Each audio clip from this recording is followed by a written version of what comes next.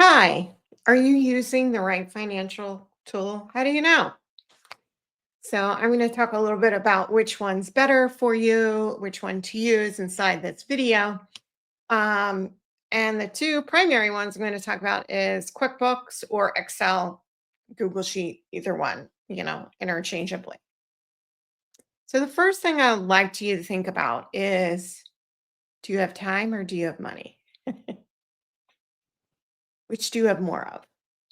So, that's the first thing you want to look at. If you have more time than money, maybe you can use Excel or QuickBooks, or I'm sorry, Excel or Google Sheet, because your business isn't at the place yet where it makes sense to use QuickBooks. It's totally okay.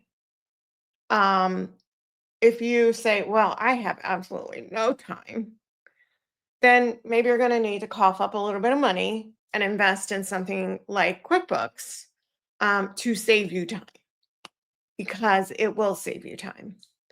Um, and I even suggest you go into a software like QuickBooks before you even hire a bookkeeper because they're going to require you to have a software like that either. If you're still doing your own bookkeeping, gathering your own financial information, QuickBooks can make your life a lot easier.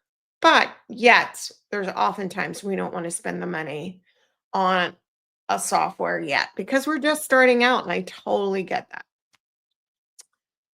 So, when should you move into QuickBooks? So, I suggest you start inside a Google Sheet or a Excel sheet. And but I do suggest you don't wait till the end of the year. Do it every single month.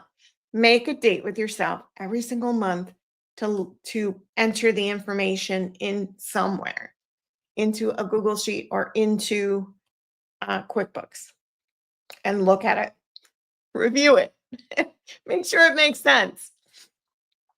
But when do you think you should go in? When do I think you should go into Quick using a software like QuickBooks? Typically, if your revenue is 50,000 or above, or you have a lot of transactions, it is really going to save you a lot of time if you go into QuickBooks. Now, maybe your revenue is 50,000 or above, and you don't have a lot of transactions. You don't have a lot of expenses. You don't have a lot of different revenue streams coming in. That's another thing I love about QuickBooks. If you have different revenue streams, you can see which revenue streams bringing in the money, right? How often, any, fluctuation in months or something like that. That's so important.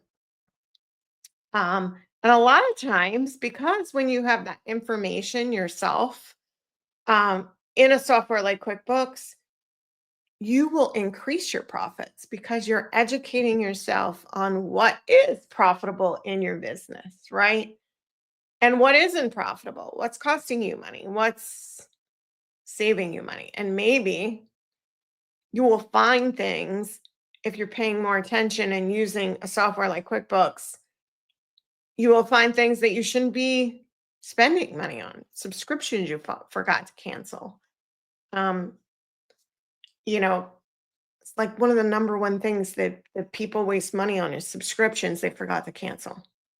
That and bank charges. So whatever's going to help you become a better business owner and really stay on top of the financial information, that's where you should go, whether it's QuickBooks or Excel. Now, inside of my Profitable Business Academy, I have a whole module all on QuickBooks that teaches you how to set it up and how to, you know, make it the most efficient tool so you're having to spend little to no time in gathering your financial information. Also teaches you how to understand the financial reports inside of QuickBooks, like the profit and loss, the balance sheet, the cash flow statement, the three statements I preach upon that you should be looking at every single month if you want to grow your business.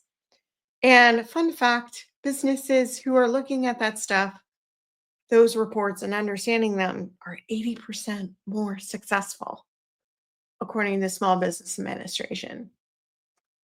I don't know about you, but 80% more successful is a pretty big number. So you might want to consider it.